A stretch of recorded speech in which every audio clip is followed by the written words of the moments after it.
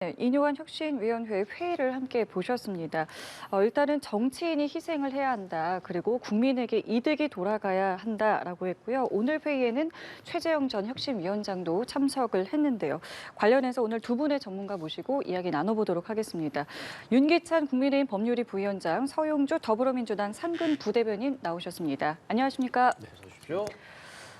예, 지금 저희가 혁신위의 회의 모습을 좀 보셨는데요. 일단은 키워드는 희생이라고 이제 말을 했고요. 그리고 또 하나 눈에 띈 것은 최재형 전 혁신위원장이 참석을 했다라는 것입니다. 뭐 아직 구체적인 이제 이야기가 나오진 않았고 이제 들려오면 저희가 더 이야기를 나누겠습니다만은 어떻게 좀 보셨습니까? 지금 어떤 식으로 좀 흘러갈 거라고 좀 보세요. 오늘 회의가요? 이제 희생이니까 뭐 공천과 관련된 거겠죠. 출마 불출마 또는 공천 룰 관련된 논의가 이루어질 텐데 어쨌든 희생 자체가 목적이 아니고 희생을 통한 변화가 목적이겠죠. 그러니까 변화되는 모습을 국민께 보여주는 방법으로 뭐 3연속 동일 지역군에서 출마를 자제 금지 뭐 어떤 단어가 쓸지 모르지만 이런 논의들이 정치권에서 꾸준히 진행돼 왔습니다. 지금 민주당의 경우에도 작년도에 아마 그 3연속 동일 지역 연임 금지 이걸 의결했었고요. 혁신위원회, 정당 혁신위원회에서. 입법 발의도 늘 매번 국회에서 있었던 이슈 중에 하나죠. 그런데 어쨌든 이 혁신안이 국민께는 메시지가 되지만 동일한 잣대를 대기는 좀 애매해요. 이게 이 지역구에서 선출되는 3선 이상의 분들도 의정 활동을 잘 하느냐 못하느냐도 감안돼야 되는 게 아닌가. 일률적으로 하게 되면 사실은 선수가 높아져서 이 국회 기능 중에 하나가 행정부의 견제 기능인데 네. 상임위원회 활동을 통해서 직업 공무원보다 많은 지식을 얻어야지만 행정부 견제 기능을 올바로 할 수 있지 않겠습니까? 그런데 이게 3선 이내에서 모든 국회의원의 임기가 결정된다면 선수가 결정된다면 이것 또한 국회 기능적인 차원에서 또 접근이 좀 어렵지 않겠는가. 네. 그래서 개인적으로 권고안 정도로 가능은 해도 이걸 입법사항이나 아니면 당원 개정사항으로 하는 것은 사실은 좀 무리가 아닌가라는 생각이 들어서 네. 어쨌든 이런 권고를 혁신위에서 하게 되면 네. 대국민 메시지니까요. 여기에 부합하는 또 희생을 자발적으로 하는 의원들이 나타나서 이 혁신위 안을 지지해주는 형국으로 가는 것이 가장 올바르다. 그리고 이제 공관위에서 또는 총선 기획단에서 공천들을 만들거나 구체적으로 공천 과정에서 어느 정도 엄격한 이제 다선 의원에 대해서는 엄격한 공천 심사를 하면 되는 것이거든요. 그래서 지역별로 다른 기준이 적용될 가능성도 없잖아 있고 또 사람별로 다른 기준이 적용되는 것도 또한 어찌 보면 구체적 타당성을 기하는 게 아닌가라는 생각을 해봅니다. 뭐 지금까지 굉장히 많은 이야기들이 나왔잖아요. 뭐 수도권 차출, 뭐 아니면 뭐 동일 지역구 3선 연임, 뭐 많은 것들이 나와서 어쨌든 뭐가 됐든 민감한 주제거든요. 근데 어쨌든 오늘 키워드는 희생이라고 했고, 네. 뭐 어느 정도까지 나올 수 있을 거라고 보세요? 뭐 이뇨한 위원장이 국민의힘에 오셔서 여러 가지 이제 기대 반 우려도 있었고요. 근데 제가 봐서는 일단은 본인이 말한 거를 차근차근 해 가는 거는 같아요. 저 객관적으로 분석을 하면 일단 통합 부분에 있어서는 결과에 어떻게 됐든지 간에 이준석 전 대표도 거기에 대한 사면 얘기도 해서 지도부에서 뭐 통과가 됐잖아요. 그다음에 유승민 전 의원도 만났고요. 그러니까 전반적으로 어떤 통합의 부분들은 받는 당사자가 반발을 했다 하더라도 진행이 됐어요. 그래서 이제 통합 부분들은 이제 진행해서 어느 정도 됐다고 보면 이제 희생 부분입니다. 희생이라는 게 그거였잖아요. 처음에 일성 자체가 내려놔라. 모든 걸 내려놓고 하자 했을 때 영남 험지 출마론. 그래서 이제 낙동강 뭐 뒷전에 있으신 분들에 대해서 수도권으로 와서 뭔가 내려놓는 모습을 보여달라고 요구를 했고 그게 처음에는 세게 얘기했다가 농담이라고 했다가 또 얘기하고 계속 치고 빠지기를 반복하면서 결국에는 3선 동일 지역 금지라는 부분들 그러니까 이제 금지일지 아니면 여기에 대해서 동의적으로 갔을 때 3선 이상은 예를 들면은 페널티를 준다거나 뭐 어떤 그런 안들을 던지는 것 같아요. 근데 이거는 여야 막론하고 정치권에서 끊임없이 나왔던 얘기입니다. 그쵸. 그러니까 왜 이 국회의원이라는 자리가 선출직인데 한 지역에서 무슨 직업처럼 역할로서 가는 것인데 직업처럼 3선하고 4선하고 5선하고 하냐. 뭐냐면 먼저 그 지역의 자리를 잡으면 누가 들어오기가 쉽지 않잖아요. 그러다 보니까 그런 부분에 있어서의 새로운 인물들을 교체할 수 있는 제도적 장치를 마련하자는 게 여야의 여러 가지 정치 개혁의 거의 첫 번째 주장이었는데요. 이게 고양이 목에 방울 달기 같은 것입니다. 왜냐하면 이 핵심을 그 기득권을 가진 의원들이 하기 때문에 자기를 어떻게 자기가 쳐내겠습니까? 그래서 이런 부분에서는 실행에 오기가 쉽지 않았어요. 그런데 만약에 이뇨한 혁신위원장이 이 부분을 던져서 국민의힘 지도부가 받아들이게 된다면 이건 국민들이 엄청나게 혁신하는 거라고 받아들일 수 있는 요소긴 합니다. 그리고 이게 받아들여진다면 민주당 내에서도요 가만히 있을 수 없는 부분이라서 저는 개인적인 생각으로는 민주당이 먼저 이거를 치고 나갔었으면 훨씬 더 국민들한테 조금 더 민주당은 국민의힘과 달라라고 했을 텐데 일단 이런 혁신위원장이 던지는 부분들이 새로운 건 아니에요. 하지만 중요한 건 이거를 지도부가 받아들이느냐라는 부분에 있어서는 받아들이기 쉽지 않을 것 같다. 그런 생각을 가지고 있습니다. 아침에도 라디오에서 이에 대해서 직접적인 질문들이 있었거든요. 구체적인 방안으로 있냐라고 했을 때 일단 분위기를 그렇게 만들어야 된다라고 얘기하면서 뭐 재가를 만드는 룰을 만들고 뭐 그렇게 하는 게 좀 조심스럽기는 하다. 그러니까 다소간의 다양한 생각들을 하고 있는 것처럼 보이는데 근데 실질적으로 권고라고 아까 말씀하셨잖아요. 권고 정도 될 수 있다. 그럼 의원이나 지도부에서 그걸 따를 수 있겠습니까? 그러니까 결과가 중요한 거잖아요. 그러니까 이게 사실 어떤 혁신안을 만들어서 뭐 정부안에 넣든 정당 당원에 넣든 이런 게 중요한 게 아니고 실제 그렇게 이루어져야 되는 거거든요. 그러니까 희생하는 사람이 나오는 게 중요합니다. 그러니까 제 생각에는 이뇨한 혁신위원장의 스타일은 이거를 강요하는 게 아니고 분위기를 만드는 것 같아요. 그래서 본인이 이런 혁신안을 내서 한참 무르익게 한 다음에 이것을 뭐 강제하는 게 혁신을 강요하거나 강제하지 않고 자발적 혁신에 동참하는 의원들이 몇 명이라도 나오면 사실 혁신안이 성공하는 것이거든요.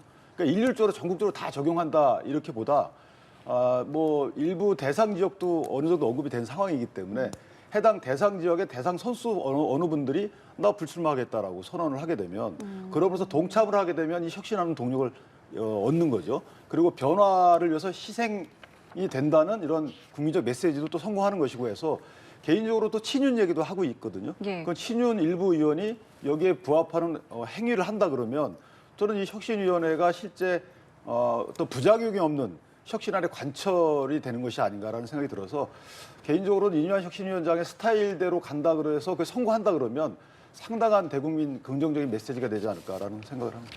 예. 그렇다면 지금 말씀해주신 그 어떤 친윤 핵심 인사들의 뭐 험지 출마라든지 수도권 출마 이런 부분에 대해서도 분위기를 만들겠다고 했잖아요. 삼선 네. 그런 것도 마찬가지고 그 분위기에 실제로 따르는 의원들이 있을까가 가장 관건일 것 같거든요. 어떻게 좀 그렇죠. 예상하세요? 뭐 실천이 가장 큰 관건이 맞습니다. 근데 저는 좀 오랫동안 정치권에서 지켜보는 뭐 입장에서는 어려워요. 내려놓는다. 멋있는 말이죠. 그거는 뭐 성직자들이나 할 수 있는 말이지 않을까라는 생각이 드는데 정말 정치인 중에 내려놨던 분들이 몇 안 되고 그분들은 큰 정치인이 되셨어요. 대표적으로 민주당에는 노무현 대통령이 계셨죠.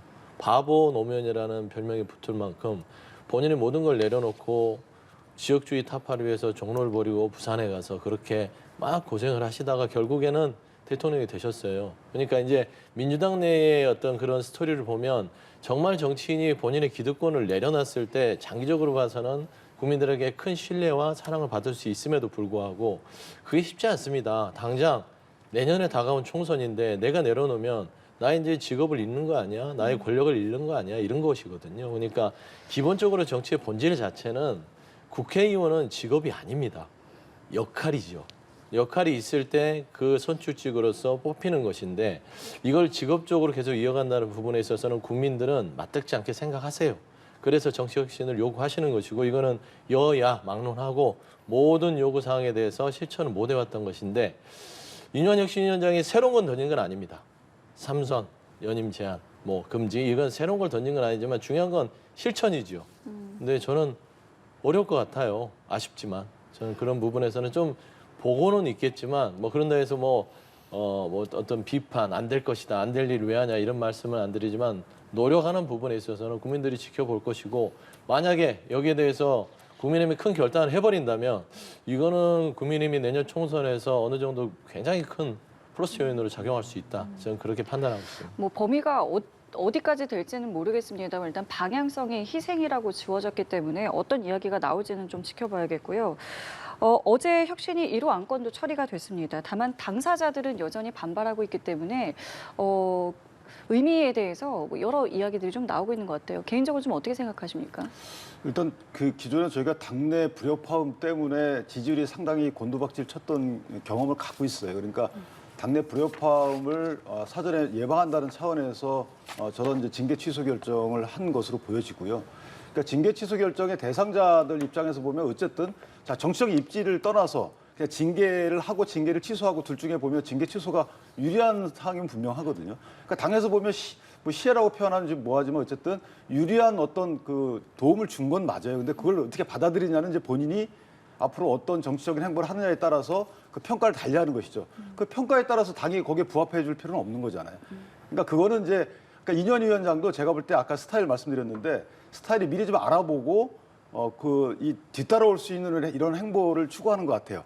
그래서 희생도 마찬가지 자발적 희생자들을 물색하고 있지 않았나 생각 개인적으로 드는데 따라서 그런 따라오는 여러 가지 행보가 가능한 그러니까 실현 가능한 혁신안을 내는 것이다. 그런데 이제 여기서는 좀 당황하셨겠죠. 왜냐하면 이거는 어떻게 보면 도움을 준 건데 여기에 대해서 부정적 평가 있고 안 받아들이니 이런 말씀들을 하시니까 아마 조금 당황하셨을 것 같아요.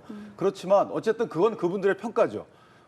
본인들이 정치인들이기 때문에 본인이 징계 취소 당하는 것이 징계 취소에 도움을 받는 것이 정치적으로 불리하다 유리하다는 본인들의 어떤 입지에 근거한 평가죠. 여기에 대해 당이 이걸 평가할 이유는 없습니다. 다만 징계 취소를 통해서 국민께 주는 메시지는 분명했다. 특히나 당원들께 주는 메시지는 분명했다. 우리는 분쟁을 원치 않는다. 당 입장에서 보면 포용의 손을 내민 거기 때문에 이 손을 받고 안 받고 이 정치적 입지에 따른 본인들의 행보와는 무관하게 당원들에 대한 메시지는 긍정적이었다라고 저는 평가합니다. 네, 어떻게 평가하세요? 인현 위원장이 이번 이 사면 부분에 있어서는 조금 정치력이 부족했던 거는 같아요. 그러니까 역시 정치에 대한 전반적 이해가 부족해서 이런 일이 생겼겠구나. 그러니까 이제 이준석 전 대표나 누구죠? 그 김재원 뭐 최고위원, 그다음에 홍준표 대구시장 이 부분에 있어서는 첫 번째는 이 히스토리를 모르는 것이죠. 이준석 전 대표는 양도교회라는 발언 때문에 징계위가 열려서 간 거예요. 징계를 받았잖아요. 이 부분에 대해서는 본인 스스로가 여기에 대해서 납득을 하지 못하고 있어요. 그러면 사전에 이준석 전 대표를 만나거나 의사소통이 된 다음에 진행이 됐어야 됨에도 불구하고 그러면 반발을 하든 말든 우리는 사면하겠다. 뭐냐면 이런 거예요. 내 맘 편하자고 그냥 아무렇게나 사과하고 가버리는 겁니다. 받든 말든. 그런 느낌을 이준석 전 대표는 받고 있는 것이고 홍준표 대구시장도 김기현 대표와의 의논관계가 있는 거예요. 그러니까 이런 부분들이 정치적으로 있음에도 불구하고 이걸 풀지 못한 상황에서 사면을 던진다? 그러면 당사자들은 지금 그런 게 다 해소돼야 되지 단순히 사면해준다고 해서 넙죽 감사합니다 할 수 있는 것도 아니고 그리고 이걸 사면을 해주고 뭐 어떤 취하를 해준다고 해서 통합이 된다. 저는 더 이 두 분에 대해서는 나머지는 모르겠지만 두 분에 대해서는 더 큰 앙금을 자존심 상하게 하는 어떤 취소였다라는 부분이고 더욱이도 우려스러웠던 거는 정치가 좀 부족했던 부분은 김재원 최고에 대해서는 사면을 해서는 안 됐죠. 왜냐하면 이거는 5.18 망언에 대한 것입니다. 그러니까 이거는 국민의힘의 정강 정책을 훼손한 것이에요. 그러면 5.18에 가서 무릎을 꿇고 인현 위원장은 그러게 5.18에 대한 정신을 인정하는 그런 퍼포먼스를 하면서 정작 사면에 대해서 김재원 최고는 5.18 망언에 대한 것이에요. 정동원 목사랑. 이런 부분에 국민의힘의 당의 어떤 규율을 어긴 분에 대해서 사면을 했다는 것은 그 정신 자체를 본인 스스로도 아이러니한 거 아닙니까? 그래서 김재원 최고는 이번에 사면에서는 제외를 시켰었음이 맞다. 명확했어야 되는데 그냥 한 무대기로 해서 통합이라는 상징에서 다 봐주고 그냥 가자 이런 것들은요 좀 정치력이 부족했다 판단할 수밖에 없습니다. 그거는 조금 보충을 해야 되는데 김재원 최고가 징계받은 사유는 사실은 이제 망언이라고 평가할 수도 그런 시각도 있을 수 있겠죠. 그렇지만 5.18 정신을 헌법 전문에 수록하는 걸 반대한다는 거였어요. 5.18 정신을 반대한 거나 5.18 정신 훼손한 건 아니었고요. 그래서 그런 입장이 당의 입장과 배치되는 여부로 갖고 징계를 한 것이고 또 하나 4.3 관련돼서 뭐 지위 운운한 부분하고 정광훈 목사가 우파를 통합했다 이런 부적절한 발언 이런 부분들에 대한 종합적인 평가였기 때문에 5.18 정신을 훼손했다.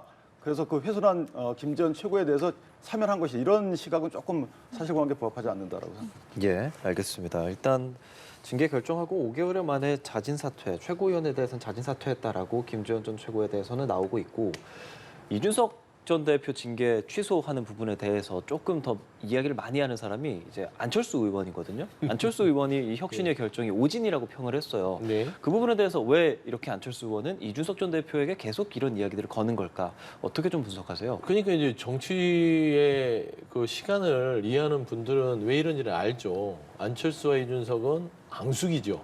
이건 사적 감정도 있는 것이고 정치적 구도 관계도 있겠지만 이번에 인현 위원장의 통합을 위한 사면에서 가장 뻘쭘해져 준 사람이 안철수 의원이에요. 아니 이준석 전 대표 제명하자고 난리를 쳤잖아요. 근데 듣는 신용도 안 하고 그냥 사면해 버렸습니다. 그러다 보니까 본인이 뻘쭘한 마당에 뭐라도 한마디 해야지 여기서 아무 말도 안 하면 안철수 의원은 정말 나름 대권까지 꿈꿨던 분 아닙니까? 그리고 국민의힘에 들어와서 자리를 잡으려고 하는데 지금 저 멀리 가 있는 거예요. 존재감도 없고 2년 연장 안철수 의원에 대해서 아웃 오브 안중입니다.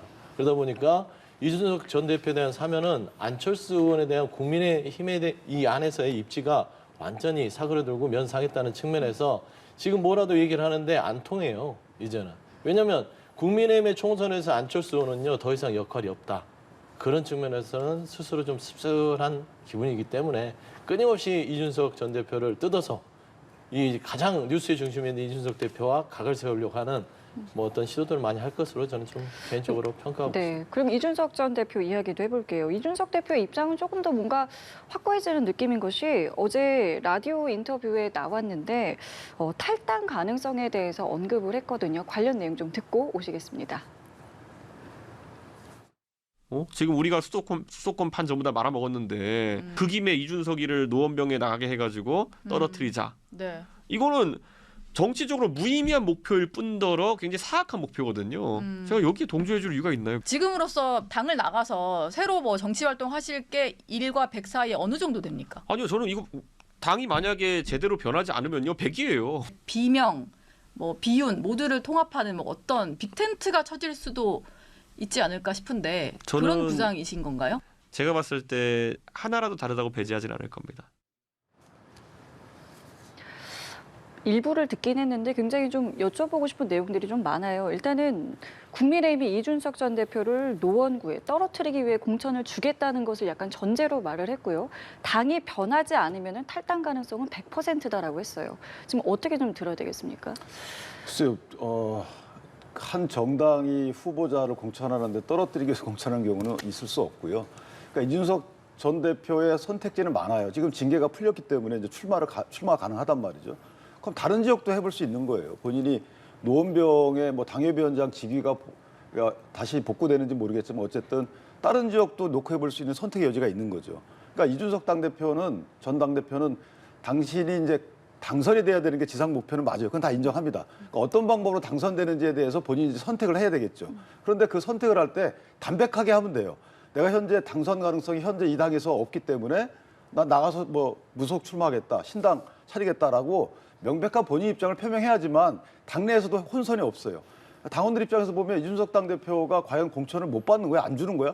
아니 그러면은 공천 신청을 하면 되잖아요. 그리고 노원병에 꼭 공천 신청하는 법도 없어요. 거기에 당협위원장직을 떠나서 다른 당선 가능한 지역에 공천 신청해서 정정당당하게 공천 심사를 받으면 되는 겁니다. 그런데 당내에서 지속적으로 여러 가지 말씀을 하세요.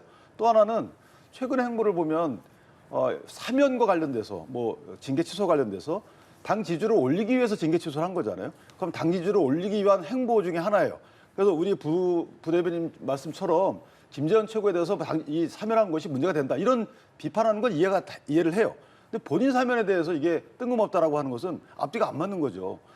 본인 사면을 했는데 당 지지율이 내려갔다는 데이터를 대면서 말씀을 주시면 괜찮은데 그렇지 않다는 거죠. 그 사면을 지지율을 올리기 위해서 한 것인데 다른 말을 하는 것이고 그렇다면 지금 본인의 행보에 대해서 말을 해줘야 돼요.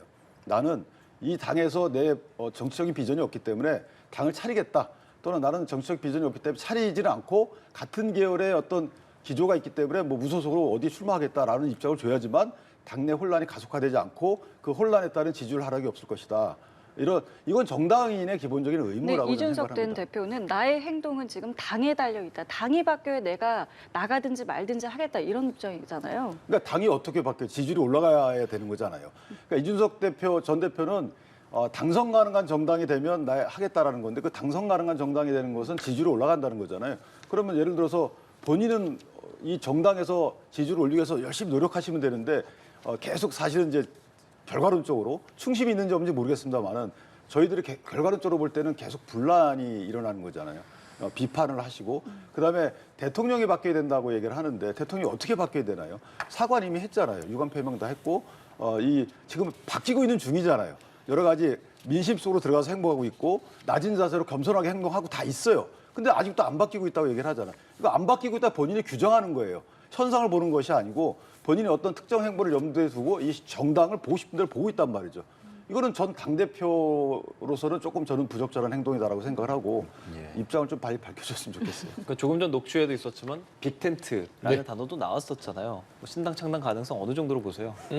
지금 현재까지 국민의힘이 변화가 지지부진하고요. 국민의힘의 가장 큰 변화는 윤석열 대통령과의 어떤 당과 용산의 어떤 이 수직적 관계 이거 못 끊어내거든요. 그게 끊어지지 않는 이상은 이준석 전 대표는 못 돌아옵니다. 왜냐하면 윤석열 대통령이 제일 중요한 거예요. 이준석 전 대표에게는. 왜냐하면 본인을 이렇게 자리에서 밀어냈던 게 윤석열 대통령의 입김이 있었다고 보는 것이고 국민의힘 자체가 부끄러운 거예요. 보수 정당으로서 이준석 대표의 입장에서는 전 대표 입장에서는. 그래서 제대로 된 정당을 기다렸던 것이고 그대로 되지 않는다면 본인이 신당을 차려서 가면 내년 총선에서 보수 정당이 총선에서 좀 이기기가 쉽지 않다는 걸 본인이 알아요. 그래서 기다리는 것이죠. 그래서 기다리는 와중에 계속 시간을 줬는데 결국에 고작 한다는 게 사면이다. 라는 것이에요. 지금 말하는 것은. 지지율이나 신경 쓰는 건 뭐냐면 윤석열 대통령이 아까 바뀌는 도중이라고 했잖아요. 근데 너무 오래 걸려요. 지금 거의 2년 다 돼가는데 언제까지 바뀌는 걸 기다려야 됩니까? 그냥 보수 정당에서 보기도 답답할 거예요. 뭐 지금 뭐 사죄되고 사과하고 반성했다고 했던데 지금 딱 한 가지만 얘기할게요. 이태원 참사 일주기에 가셨습니까? 제가 아까도 저번에도 지난주에도 얘기했지만 그런 모습들을 보는 것입니다. 그래서 저는 제가 이제 이준석 전 대표를 보면 현재는 이게 이뇨한 혁신위원장이 정말 과감하게 지금 친윤의 서울 출마를 얘기하듯이 뭔가 지금 용산에 좀 메시지를 들어가는 거거든요. 근데 이거 받아들이기가 쉽지 않아요. 그리고 윤석열 대통령 바뀌기 쉽지 않습니다. 여전히 김기현 이기 체제를 가지고 용산에서 흔들 거란 말입니다. 그렇다면 이준석 대표는 신당을 창당할 것이다라는 결론을 저는 왜 내신 건가요? 그러냐면 신당 창당하지는 않을 거예요. 그럼 어떤 식으로 나올 거라고 본인 보세요? 스스로가 이미 신당이에요. 본인이 뭐 발기인을 해서 신당을 모아서 할 필요는 없어요. 지금 정치 상황을 보면 이미 신당의 플랫폼은 차려져 있습니다. 양양정 의원도 있고요. 금태섭 전 의원, 김종인 전 비대위원장 셋이서 지금 만들어서 있잖아요. 이미 한국의 미래라는 당도 있고요. 플랫폼이. 그다음에 신인규 전 상근부대변인 나가서 지금 신당 창당하고 있습니다. 네. 그런 플랫폼들이 이미 존재하는데 굳이 이준석 전 대표가 발품 팔아가면 신당 창당을 왜 합니까? 본인이 세력만 가지고 그 플랫폼에 가면 그게 본인의 정당이 되는 거예요. 그 빅텐트를 활용해왔다는 생각이 머릿속에 분명히 있다라는 게 지금 이준석의 현실적인 대안이다. 저는 그렇게 보고 있습니다. 제가 하나만 더 보태면 이준석 전 당대표의 경우에 빨리 입장 표명을 해줘야 되는 게 이미 다른 정치 행보를 어느 정도 은유식으로 표현하고 있잖아요. 그러면 어제 보니까 뭐 다른 어떤 정치인을 향해서 뻐꾸기를 말씀하시던데 과거의 뻐꾸기는 사실 지금 뻐꾸기 아닐 수 있는 거죠. 근데 현재 뻐꾸기 행동을 하면 안 되는 겁니다. 예를 들어서 당내에 있으면서 애당심이 아니고 애당심을 넘는 또 다른 어떤 본인의 정치적인 목적 갖고 당을 흔든다. 이게 뻐꾸기 아니에요? 그러니까 현재 뻐꾸기 행동을 하면 안 되는 것이고 입장표를 빨리 해주셔야 돼요. 만약 애당심만 갖고 있다 그러면 당내에서 많은 변혁 활동을 하시면 되는 것이고 그게 아니고 나는 이 국민의힘과 같이 할 수 없어. 나가야 되겠다.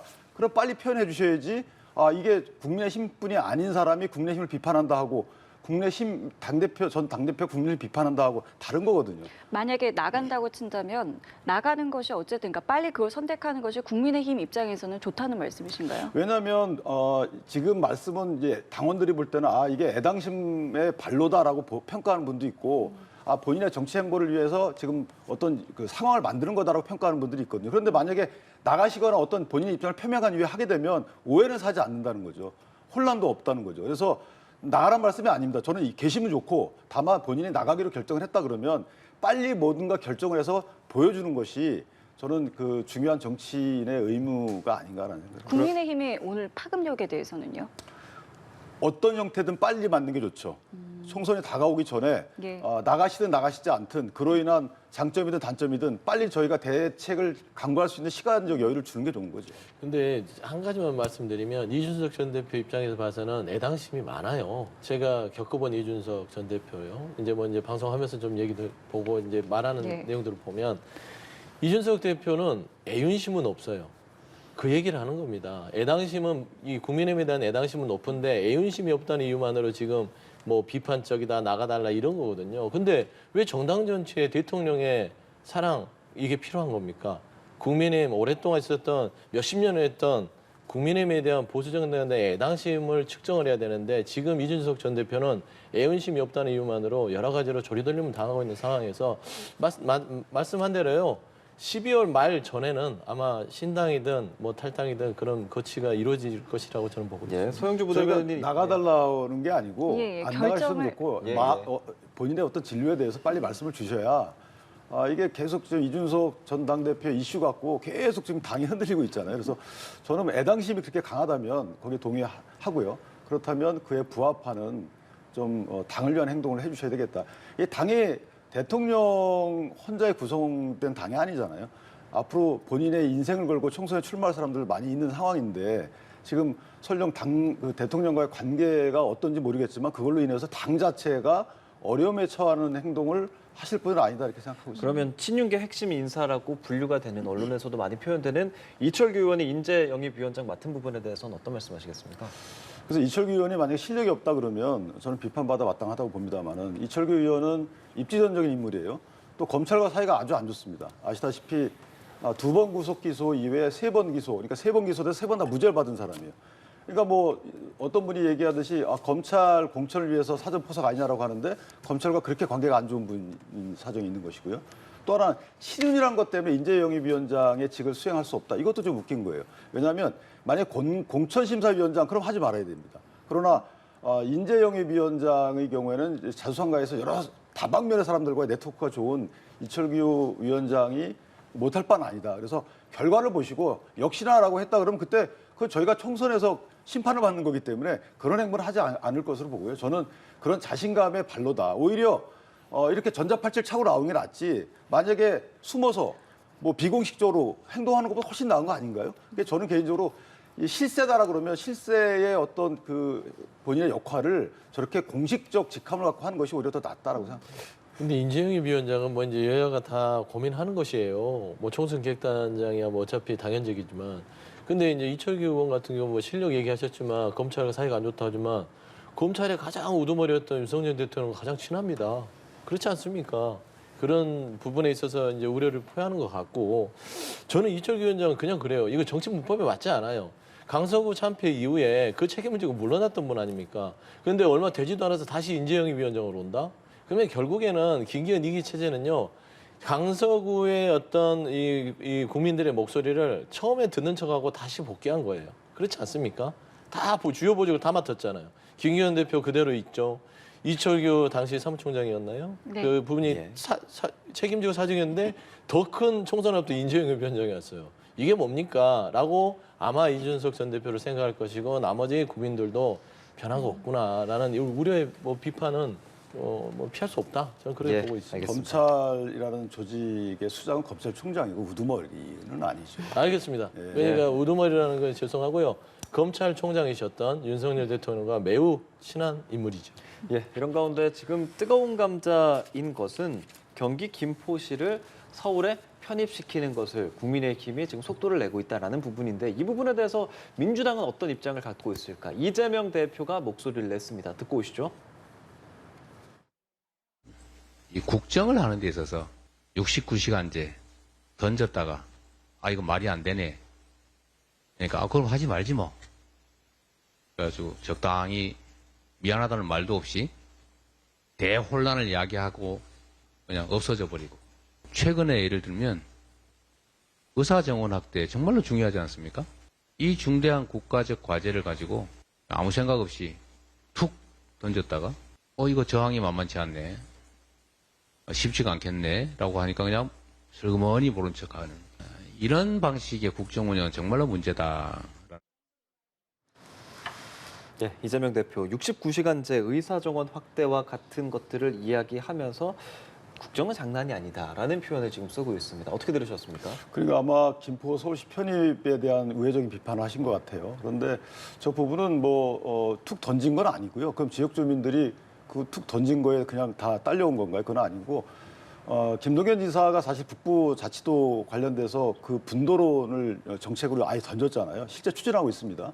그 분도론에 행안부의 주민자치 투표에도 김포시 넣지 않았어요. 김동연 지사도 그만큼 유동적이었다는 거죠. 김포시 입장에서 보면 이게 북부 자치도로 가야 될지 남부에 남을지 아니면 제3의 선택을 해야 될지에 대한 선택의 상황이 온 거예요. 그 선택의 상황에서 그럼 우리 서울시로 가겠다라고 얘기했던 것이고 서울시로 가겠다라고 아이디어가 나온 부분은 김포의 검단 부분도 인천으로 편입이 됐잖아요. 그러니까 역사적인 선례가 다 있단 말이죠. 그러니까 우리는 차라리 그러면 서울시로 편입되는 것이 여러 가지 SOC 이런 측면에서 보면 더 도움이 된다라는 의사표시를 했고 그 의사표시를 받아서 정치인이 이 입법 사항으로 던진 거예요. 이게 왜 신중치 못한 건가요? 저는 그럼 김동연 지사부터 먼저 비판했어야죠. 김동연 지사가 북부 자치도를 만들게 되면 행정 비용이 2배가 되는 거잖아요. 여기에 대해서 먼저 비판하시고 나서 쌍비판을 한 몰라도 지금 비판의 내용이 틀렸다는 생각을 하나 하는 거고요. 또 하나는 이재명 대표께서 지난 대선 시절에 항상 하시는 말씀이 있었어요. 이게 정책이 좀 변화하는 과정이 있어요, 공약이. 그럴 때마다 정책의 변화와 생각의 변동은 이건 문제 있는 게 아니다. 바로잡아가는 과정이기 때문에 그렇게 말씀하시던 분이기 때문에 문제가 있는 정책을 바로잡지 않는 것이 문제지 문제가 있는 정책을 입안했다가 바로잡는 것은 그건 문제가 아니다라고 본인도 그런 의식을 갖고 계세요. 그래서 이전에 국토보유세 주장하셨다가 다시 철회하셨다 다시 또 토지배당세인가 이렇게 오시고 왔다 갔다 하셨잖아요. 그때 다수 비판이 있었지만 그거에 대해 저희가 결정적 비판하지 않았거든요. 똑같습니다. 이 부분도 먼저 이재명 대표 입장에서 보면 이게 문제가 있는 정책이다 아니다라고 해야지 입안 과정에 대한 비판을 갖고 넘어가시기에는 조금 더 부족하지 않나라는 생각을 합니다. 그러니까 이재명 대표의 발언을 보면은 문제다라고는 했는데 찬성이다 반대다라고 입장을 내지는 않았거든요. 당연히 이게 찬성이냐 반대다 할 수 있는 게 아니에요. 무상급식 같은 게 아닙니다. 김포를 서울시에 편입한다는 것은 이거는 한 10년, 20년씩 고민하면서 국토 균형 발전의 일환에서 생각하는 부분이지 국민의힘이 지금 선거 앞두고 표 때문에 대한민국을 너무 함부로 쓰는 것 같아요. 근데 이게 찬성 반대가 있어야 법적으로나 행정적으로 결정이 나지 않습니까? 행정적으로라는 거는 이미 경기 북도와 남도 부분에서 경기도가 추진하는 게 있고요. 국회에서 특별법을 통해서 김포는 경기 북부로 포함이 돼 있습니다. 하지만 경기도는 그 입장을 밝히지 않았죠. 그러니까 국회에서 결정한 거는 김포는 이미 경기 북부 특별법으로 해서 당겨져 있어요. 그래서 이 고민하는 과정들이요. 하루 이틀에 됐던 것이 아니에요. 지금 국민의힘에서 얘기하는 김포 서울시 편입은 한두 달 안에 됐더라고요. 그래서 지금 국정이 장난이냐고 하는 것입니다. 찬반이요. 당연히 국토의 균형 발전, 그다음에 국민의 생활 권역 부분에 대한 고려되는 것들은요. 중장기적으로는 찬성이죠. 하지만 단기적으로 이런 식으로 선거용으로 이렇게 함부로 얘기하는 것들, 이건 반대입니다. 그러니까 반대를 단기적으로 이런 형태식으로 이용하는 건 반대. 전체적으로 고민하는 것들은 찬성이죠. 근데 이거를 찬성이냐 반대냐 밝혀라. 이렇게 하면서 선거용으로 이용해 먹는 거잖아요. 예를 들어서 딱 한 가지만 얘기하면 얼마나 이게 나쁜 선례냐면 김포 시민들이 지금 서울로 출퇴근하는 분이 더러 있다고 하지 않습니까? 제일 원하는 게 뭡니까? 5호 9호선 연장이죠. 교통만 편리하다면 말하자면 강북에서 강남 출퇴근하는 거랑 비슷한 거예요. 강북에서 강남까지 1시간 넘게 걸립니다. 2시간 걸리고요. 이제 그런 부분들을 따졌을 때 김포 시민들한테 5호 9호선 연장만 해주면 되는데 서울로 편입이 되면요. 국가에서 국비 지원하는 재정이 40%입니다. 서울은요. 재정도가 높아서 경기도 있으면 70%예요. 그러면 연장 사업 자체도 없어져요. 그러면 김포를 서울에 편입하면 갑자기 김포가 가까워집니까? 서울에? 지형상으로 당겨집니까? 아니거든요. 그대로 두는 거예요. 그리고 서울의 이름만 두고 서울시 김포구가 되면서 여전히 5호 9호선 연장선은 안 돼서 교통지역에서 살고 서울 출퇴근이 힘듭니다. 단지 하나, 부동산. 집값만 올라가는 겁니다. 그러면 결국에는 국민의힘은요. 총선을 앞두고 부동산 투기를 수도권에 또 조장하는 거예요. 집값을 들썩들썩. 그런데 김포를 갔던 건 서울에서 살기 힘들어서 자금 여력이 없어서 자꾸 밀려나는 거잖아요. 그러면 이제 집값 올라가면 김포에서 어디로 밀려갑니까? 섬으로 가란 소리입니까? 이런 장기적이지 못한 생각을 하는 자체가 민주당한테 찬반을 물어본다는 게 얼마나 이 선거를 앞둔 포퓰리즘이냐라고 비판할 수밖에 없어서 찬반을 얘기하라고 하지 마세요. 홍익표 원내대표도 이 5호선 연장 예산안에 대한 여타를 좀 면제하고 요거를 추진하자라고 역제안을 좀 했더라고요. 그 5호선 연장안은 지금 거의 발표 직전이에요. 노선 발표 직전이고 예타 면제안은 이미 많이 논의되고 있는 상황이고 특별한 게 없어요. 그러니까 지금 5호선이 왜 지체되고 있냐면 광역교통 무슨 위원회라는 데가 있습니다. 여기서 결정을 하는데 인천하고 김포하고 서로 간에 약간 다툼이 있는 거예요. 그러니까 인천은 인천 쪽으로 더 노선을 역을 많이 갖고 오려고 하는 것이고 김포는 김포 쪽으로 많이 갖고 가려고 하는 것이고 이런 차이가 있는 것이지 이게 안 된다가 문제가 아니거든요. 그러니까 5호선 하나 갖고 다 해결되는 문제가 아닙니다. 그럼 김포 시민이 바보도 아니고 그렇게 하겠습니까? 집값 김포에는요 임차인들도 많이 있어요. 그 집값 오르고 안 오르고는 나중에 찾아봐야 되는 부분이고 말씀하신 것처럼 지리적으로 뭐 당겨지는 것도 아닌데 집값이 뭐 반드시 오른다는 보장도 없는 거 아니에요. 문제는 뭐냐면 이게 선거 직전에 공약으로 나왔다 그래서 비판을 하시는데 의원 입법사항입니다. 입법사항이 국회의원을 뽑는 선거 직전에 이 이슈로 던져지는 게 당연한 거 아니겠어요? 여기 비판을 하려고 그러면 실현 의지가 없다 있다 갖고 따지면 몰라도 이걸 왜 지금 던져냐 갖고 따지는 것은 저는 궁색한 변명이다. 만약에 정말 이게 국민의힘이 너네 할 의사도 없으면서 선거에 이용해 먹으려고 한다. 그런 비판을 한다면 하십시오. 그럼 어떻게 진행하는지 보고 다음 또 선거에 심판받을 테니까.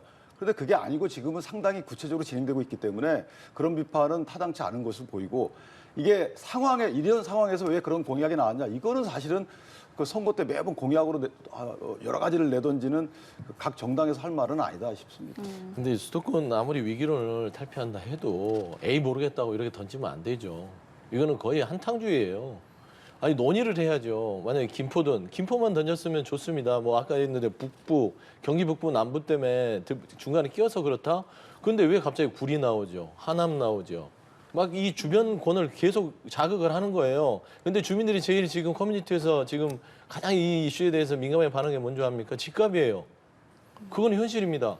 집값을 자극시켜서 어떻게 선거의 표심을 이동시켰다는 거 눈에 뻔히 보이는데 왜 그걸 속이냐 그거예요. 저는 이 부분에 있어서는 나쁩니다. 알겠습니다. 이런 민심을 예. 자극하는 정치 안 됩니다. 제가 짧게만 말씀드리면 뭐 여러 가지 시각이 있을 수 있지만 2018년도에 이미 메가시티를 나왔었어요. 서울과 경기도 통합 남경필 전 지사가 했기 때문에 이게 새로운 아이디어가 아니고 말씀 주신 것처럼 어떤 실현 가능하지 않거나 집값을 붙이기 위한 이런 단기적인 대책은 아니다. 이렇게. 메가시티는 이 편입이 아니라 경제, 문화, 권역을 공유하는 것입니다. 그러니까 아예 개념이 다르다는 말씀 좀 드리겠습니다. 알겠습니다. 여기까지 오늘 두 분과 함께하겠습니다.